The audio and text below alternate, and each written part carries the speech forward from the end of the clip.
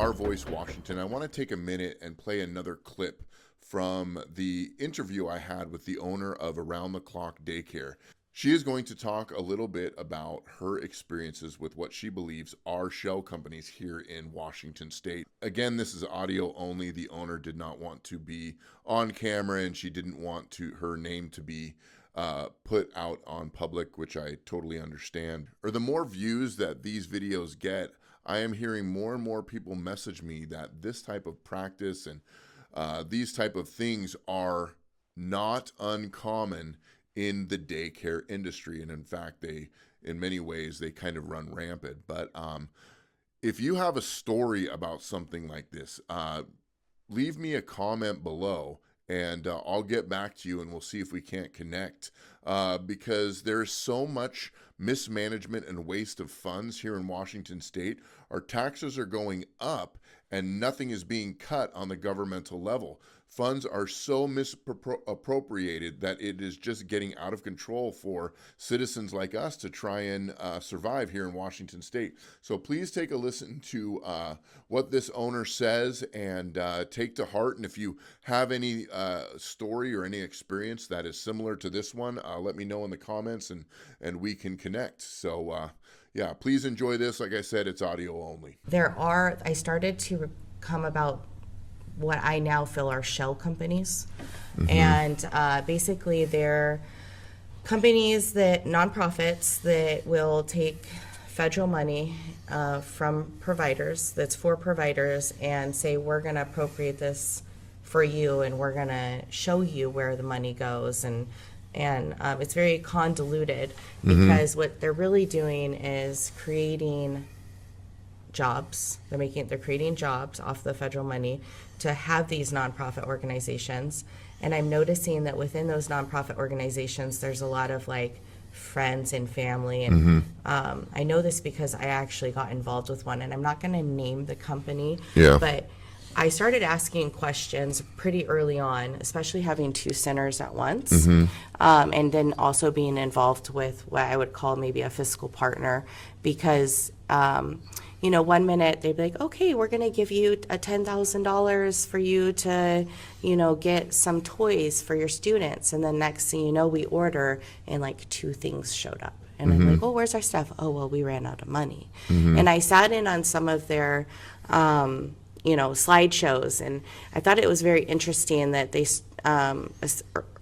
earlier in 2025, they started this new mission that they wanted to bring in a more equitable child care ownership and sponsor Muslim women to own child care centers.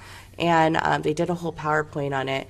And I kind of was like at the point, well, let's follow the money right now. What's going on in our federal department? What kind of grants are going on that maybe would constitute them saying, oh, if we take that money and we create this PowerPoint, then that kind of solves how we're using those funds.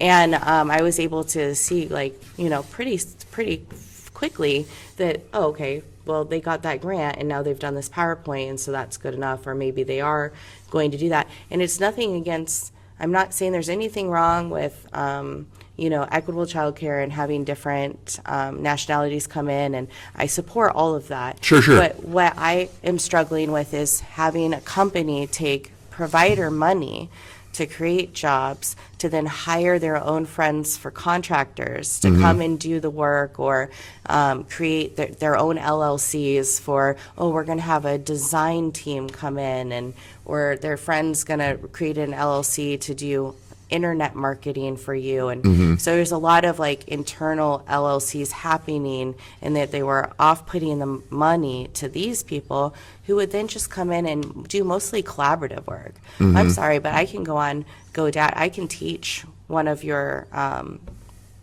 people that maybe has language barriers or is struggling to open. I can teach them how to open a business license in an hour, right? So why are we giving this person $14,000 for collaboration, And then the reason why I used such a heavy number. And this is federal money you're talking about here? Yeah, and I used such a high number because they actually had an architect come in. They said, "Oh, we're going to help you with your playground," and this actually put me behind a lot, because when you have a nonprofit company coming in and saying they're going to help and support you, you're going to move money differently, especially with not being open for 9 months. I lost so much money during that time.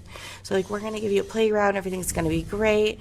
This architect came in, they ended up charging the nonprofit organization, because I saw the invoice, $15,000. I got a piece of paper on a design of what my playground's going to look like, and no playground ever came. And they said, "Oh, sorry, it wasn't for that. It was just for the design." And I said, I can do a design of a daycare. That $14,000, I could have had an entire daycare out there, or a playground out there. That's not what's needed. So it felt very suspicious. And then I kept kind of digging into that. I can't say that they weren't helpful, because they definitely were, and that's why I'm not going to name this organization. Sure. But I also, but guess what? If that money had come directly to me, I would have had less issues, because I would have been able to procreate my funds the way I needed to. Thank you for tuning in and listening to that short excerpt of the video. I've linked the entire video here to this video, so you can listen to the whole thing. It's about an hour long. She talks about a lot of different things. But I think that it's important that we have platforms like this where everybody's voice can be heard. So many people here in Washington State, they don't have a voice. They don't have a platform. They don't have a megaphone.